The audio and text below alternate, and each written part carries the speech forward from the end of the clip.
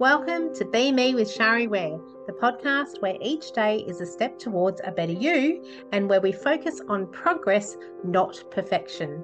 Join me as we embark on a journey of self-improvement and wellness, focusing on being just a little better than we were yesterday.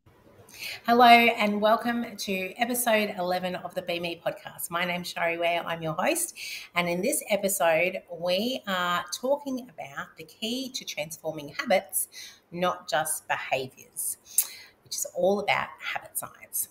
How often in your life have you tried to achieve a goal? And in fact, best-selling author James Clear says that habits are the bridge between goals and accomplishments. So how often in your life have you tried to achieve a goal and it's either been really difficult or you haven't succeeded because you didn't have the habits in place to help you to achieve that goal? And especially when we take into account all of the things that we've spoken about over the past 6 episodes in the Why Do You Do What You Do series. All of those things, self-sabotage, identity, beliefs that stop you from trying to achieve your goal because your overprotective brain wants to keep you safe and protected.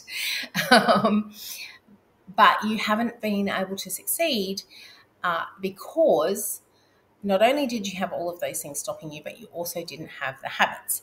Now, if you remember a previous episode, and if you haven't caught it, I'll put all the links to all of these things in anything that I mention in the show notes for you so you can find it easily.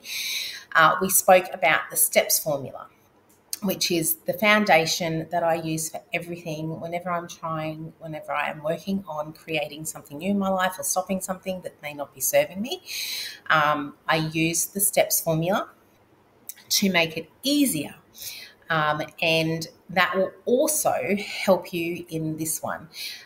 When I spoke about that, when I first introduced it, I said that it's for when you're trying to achieve something in your life and you don't have the habits created to achieve that, to make it easier for you, then you want to use the STEPS formula. Well, now we're going to talk about the actual science behind creating habits that serve you or are functional in your life, or stopping habits that are dysfunctional or don't serve you in your life.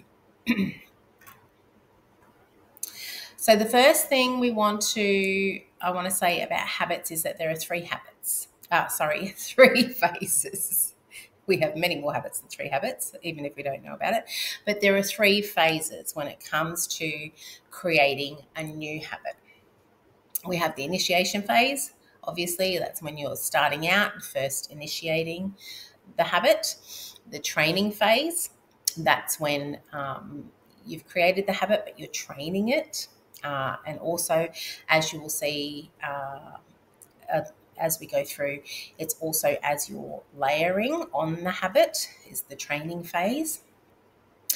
And then the maintenance phase, where you're maintaining the habit for however long you want to maintain the habit for. Now, all habits, whether you realize it or not, are comprised of 4 components. We have the trigger or the cue, which is the first component, which triggers the desire. The desire is the second component. To behave in a certain way, the actual behaviour is the third component, and which gives you a reward. So the reward is the fourth component. Each component is just as important as the other, and it's possible to either create a habit that serves you or stop a habit that doesn't. It goes both ways by manipulating one or more of the 4 components in some way. So, for instance, if you wanted to stop a habit that doesn't serve you, you could, number 1, hide the trigger or the cue. You could, number 2, make the desire ugly or undesirable so that you don't want to do it. Number 3, you could make it hard to behave in the undesired way. Or number 4, you could make the reward unsatisfactory. And it goes the opposite way. So if you want to create a healthy habit, I like to call them healthy habits. If you want to create a healthy habit, you could, one, make the trigger or the cue visible, two, make the desire attractive so that you want to do it.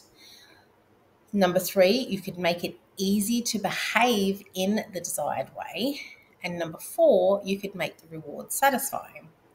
So let's talk about some of the ways that we can do these things. So if you are wanting, if you've got a habit that, even though consciously you really don't want to continue, it's meeting a need in some way. That's one of the things that we discussed over the past 6 episodes.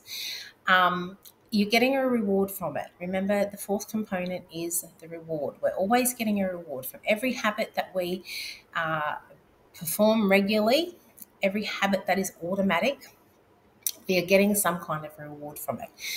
So you could, if you wanted to hide the trigger of the cue or the cue, if we're talking about, just say we're talking about, this is one I'm definitely a work in progress on. I check my phone too much. And it's very distracting when I'm working. So a way that I stop myself from doing that when it gets out of control is I actually put my phone away. So the trigger is seeing a notification on my phone. That makes me want to check it. That's my trigger. So if I put my phone somewhere where I can't see it, I'm not triggered. And so the habit doesn't continue because it hasn't been triggered. If that's not working, then if it's not too far away and I can still be triggered by thinking, oh, I wonder if anything's happened on my phone in the last 5 minutes. Hands up those who have done that. I'm definitely one. I can make the desire ugly or undesirable. And that could be by putting my phone in another room. If it's in another room, then, especially if I'm in the middle of really brain-focused work or just in the middle of a job or I'm on a time crunch, I'm much less likely to want to go and look at my phone to see if anything's happened in the last 5 minutes when it's in another room.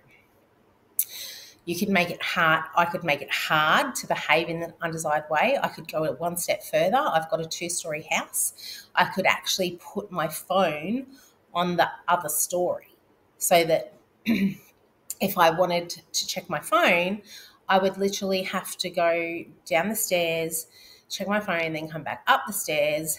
And that does make it hard. It makes it harder, especially if, again, I'm really focused on a job or I'm on a time crunch, I've got a deadline to meet.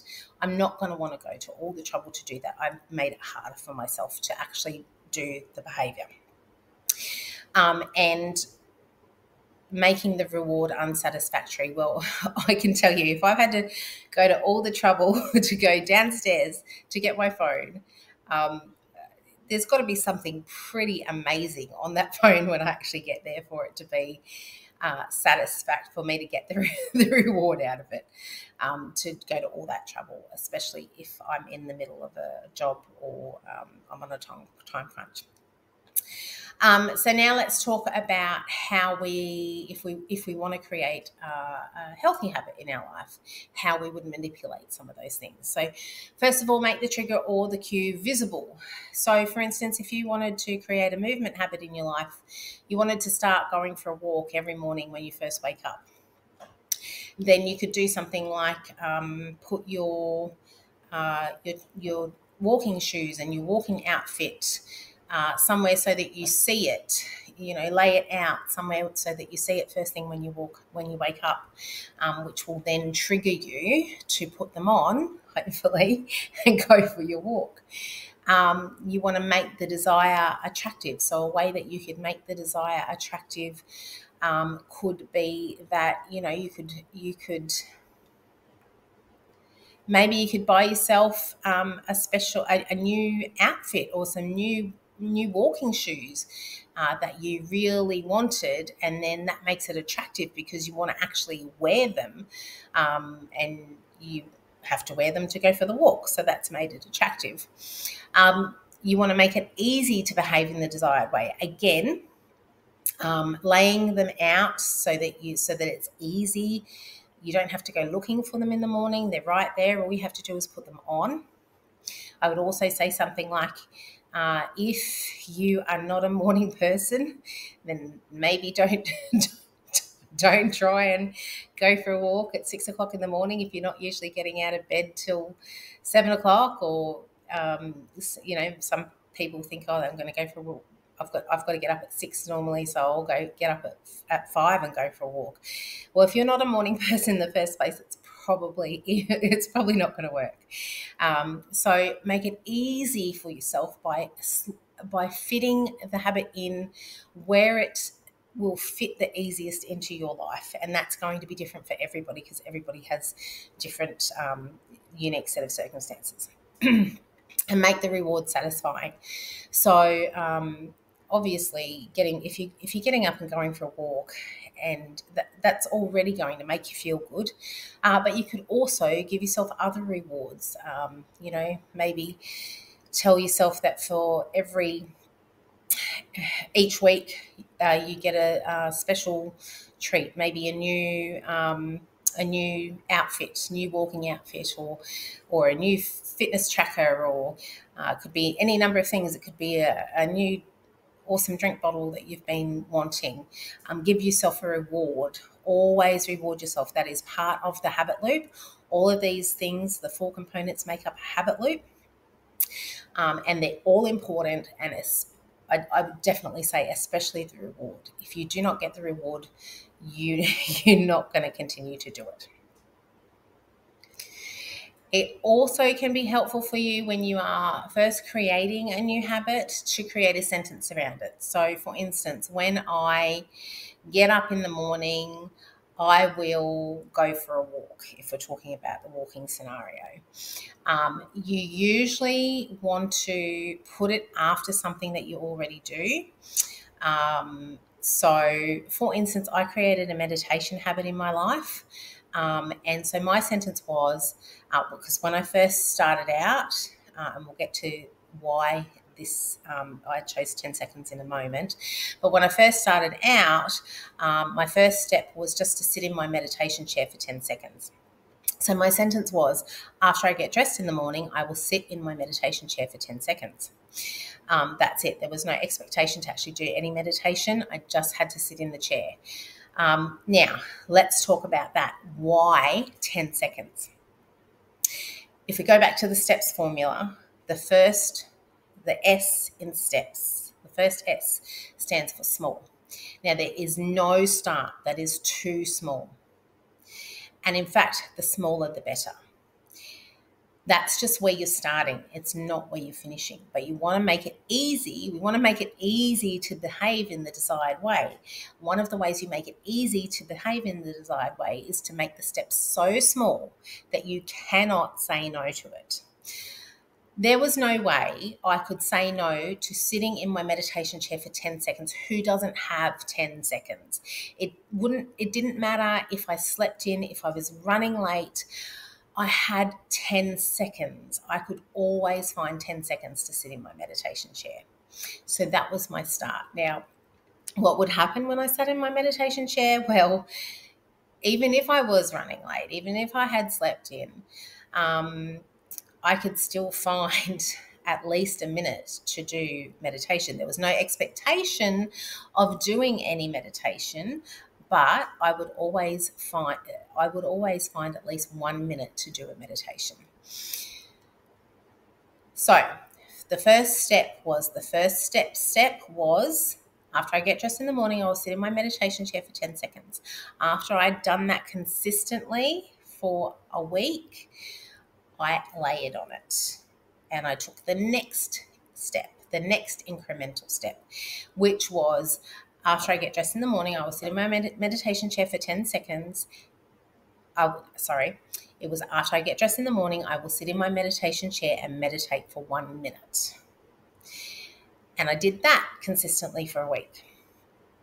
And then the next week, once I was sure that I was okay with that, then the next week, it was after I get dressed in the morning, I will sit in my meditation chair and meditate for 2 minutes.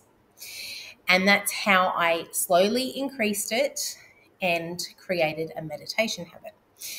Now, some people might say, well, 1 minute of meditation, what good is that? Well, it's better than 0 minutes of meditation. I can tell you my body knows that it's better for me to do 1 minute of meditation than 0 minutes of meditation. And how good did it make me feel? Just that I'd even achieved that. Remember, there's no step too small. And if you take a step, so for instance, if I had gotten to say 3 minutes, and then the next week I would layer on that again, and I would go, okay, so I'm going to do 4 minutes this week. If I struggled to do 4 minutes in that week consistently, at least 5 times, if it's a daily habit, we want to be doing it at least 5 out of the 7 easily. And if it's not, then go back. If I got to, and it's a long time ago now, so I can't remember how many weeks I've spent on different lengths of time, but just say I pushed to 4 minutes, I went to the next step 4 minutes, and that week I wasn't doing it consistently, then I would go back to the 3 minutes and do that for another week. And then try and go to the 4 minutes. And then just taking more time gives longer. Again, this is the training phase now. It's not the initiation phase, it's the training phase. And the training phase takes as long as it takes. And so if you're pushing to the next incremental step and you're not consistently doing it, then go back. Go back to the step before that you're consistently doing. Make sure you've got that trained well. And then when you feel ready, move. It doesn't mean that you're failing. It just means that you weren't ready for that next incremental step. So just go back to the step before. 3 minutes was still better than 0 minutes. And it was still better than 1 minute. And it was still better than 2 minutes. And I wasn't ready for 4 minutes yet. And that's okay. So if you are trying to create a habit and it's not forming, then you need to start examining each of the 3 components of the cue or the trigger, the habit itself or the reward. Obviously, we know what the behaviour is. And if it's a behaviour that you've decided that you want to do, then you don't necessarily have to identify that unless, you want to identify if you really do want to do it. And as a final thing on habit science, the popular belief is that it takes 21 days to create a habit. That's actually not true. Well, it's not entirely correct. It actually takes anywhere from 18 to 254 days to create a new habit. That's actually based on a study that was conducted by a health psychology researcher at the University College London, and it was published in the European Journal of Social Psychology. And in most cases, it actually takes more than 8 weeks to create a new habit, which is why a lot of people actually regress after they think that they've successfully created a new habit, because maybe it wasn't long enough for that particular habit. It really depends on the habit. Each habit is different. Each person is different. So that's pretty much all I have to say on habit science for now. Again, I will direct you to the corresponding Be Me Bites edition, number 9, Transform Your Life with Habit Foundation, which is all about habit science. You will probably find some things in there in the written version that I may have forgotten to put in this version because in this episode, because I don't script my episodes. And when I write things, I have a bit more time and I think, oh, I haven't put that in there. So I go back and add that, which I don't do when I'm doing, when I'm recording podcast episodes. I also put extra resources in there from other people, things that I found that I felt are helpful. And so you'll find those in the Be Me Bites edition. And you will also be able to grab your copy of the Ultimate Healthy Habit Creation Planner, which is a planner to help you. It has all of this information in there. It might have some more. It's got a tick sheet for you to help you when you're actually creating your habits. It's got some places that you can write things down when you're working out, when you're analysing habits, either wanting to stop one that doesn't serve you or create a new one. So that's a really helpful resource, and I will make sure that I give you the details to that in the show notes. And I'll remind you of the ethical bribe to join, to subscribe to Be Me Bites. When you subscribe to Be Me Bites, you get a free book, any one of my of any of the books that I've written, of your choice, a free online copy of it when you subscribe. Until next week, keep taking one step at a time, and I'll see you on the next episode. Thank you so much for joining me on this episode. Remember to check out the show notes, and if you have any comments, feedback or suggestions, I'd love to hear them. If you've received value from this podcast, make sure to subscribe, and I'd love you to rate and review the show. Have a fabulous day.